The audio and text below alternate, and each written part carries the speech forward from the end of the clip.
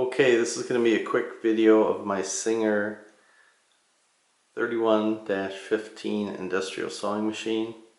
This is a straight stitch sewing machine. Quickly go over what I've done to the machine. I'll just pan down. You can see it's on a original metal stand. I've cleaned the entire machine, taken it apart.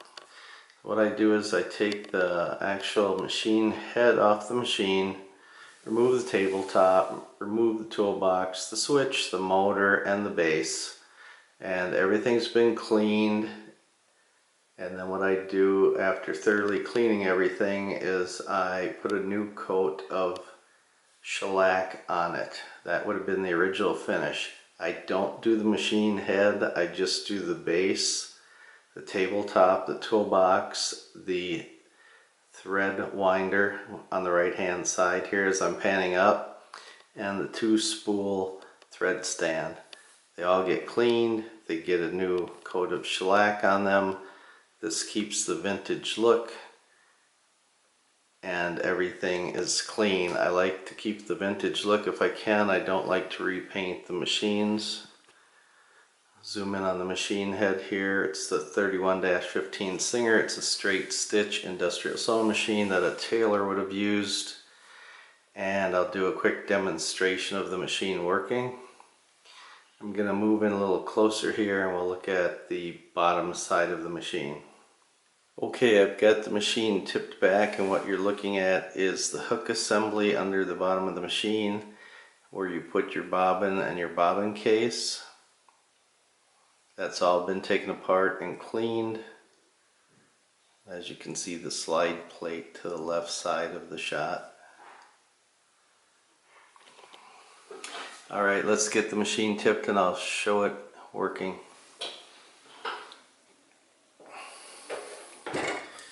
Alright, I've got this sewing machine threaded up, and let's fire up the motor. It is the old style motor, so it does make noise. It's not a servo motor, but the motor has been cleaned, greased, oiled. The clutch has been cleaned, so it's as good as it can be.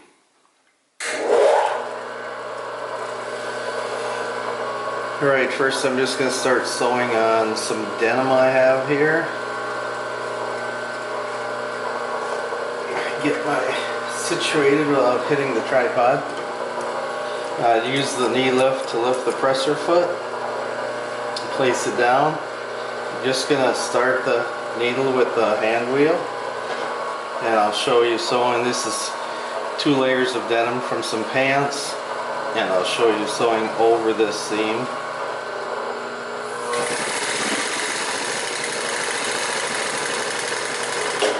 This machine does not have reverse.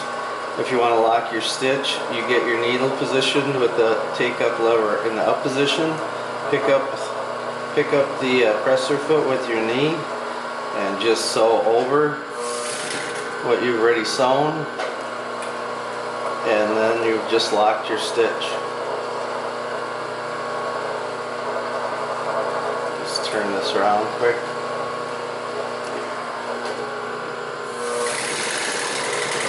Smooth running machine. Ran right over that thick area without a problem. Let's go over this way.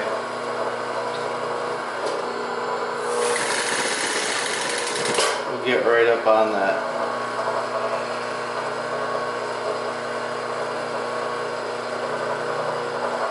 Just going to bury the needle so that the machine has a chance to make a full revolution before going through this thick part.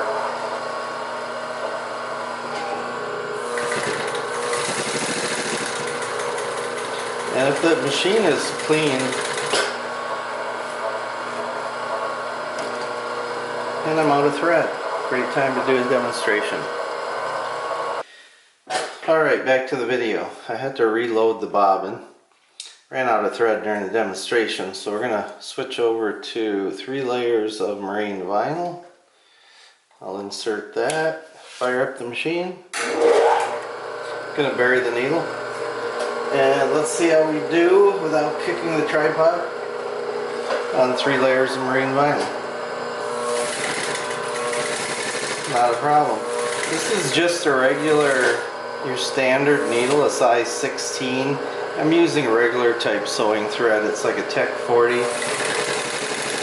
Maybe just a hair heavier than a dual duty. I'm going to use the knee lift now to just raise the presser foot and turn around. Come the other way on the marine vinyl.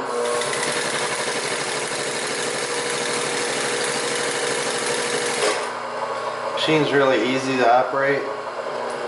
The knee lift, you position your take up lever in the right spot and you can just pull your threads right out.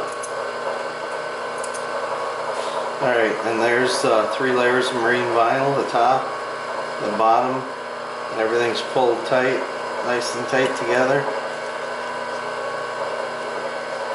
And since I kind of ran out of thread while I was working on this denim, thinking we were at the point that I wanted to show you the sewing machine.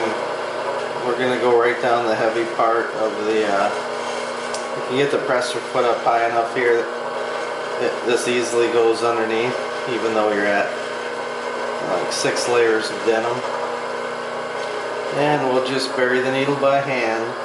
That gives the machine a chance to make one full revolution before it has to go back through this heavy material. And I'll move that out of the way. No problem. Bury the needle, bring it up a little so we don't lose the stitch. Lift the presser foot with our knee and go the other way.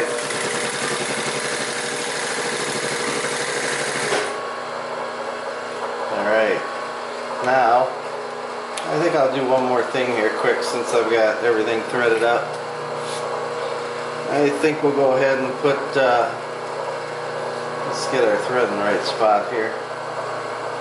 I've got my foot on the pedal down below. If I keep the heel of my foot on the forward part of the pedal, you're actually applying the brake to the pulley of the machine, so it's not going to take off on you. You just have to train yourself to always keep the heel of your foot on the front of your pedal, the part of the pedal closest to you, and the brake will be engaged and it actually won't take off on you.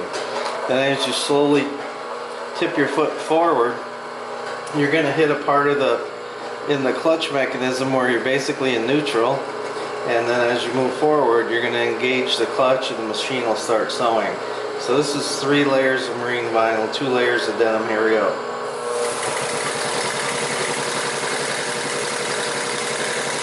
Alright, and let's get that out. Shut off the machine. Everything will be a little quieter. And let's take a look at what we got. That clunk that you hear at the end, there's a spring mechanism. The machine has 2 different coils of wire in it. What it does is it does not use a capacitor. So it has a mechanism in there. It'll start off on one. As the machine fires up, it'll start off on one. You'll hear it click, and then the machine isn't fully engaged with the electric motor. And then as it winds back, spools back down when you shut it off, that spring mechanism will disengage that and have it prepared to go again. This way you don't need a capacitor, the big box that has the capacitor. You can just have a little switch. Alright, back to the sewing here. Here you can see the stitches that I made through the denim. Okay, it was this one right here. Nice and tight together. That's the front. There's the back, and we just did 3 layers of marine vinyl and 2 layers of denim. There it is. Alright, I think that's a good enough demonstration of this machine. The machine is priced very reasonable. I have more machines than I need, and I enjoy working on the machines. So this isn't it's pretty much a non-profit thing for me.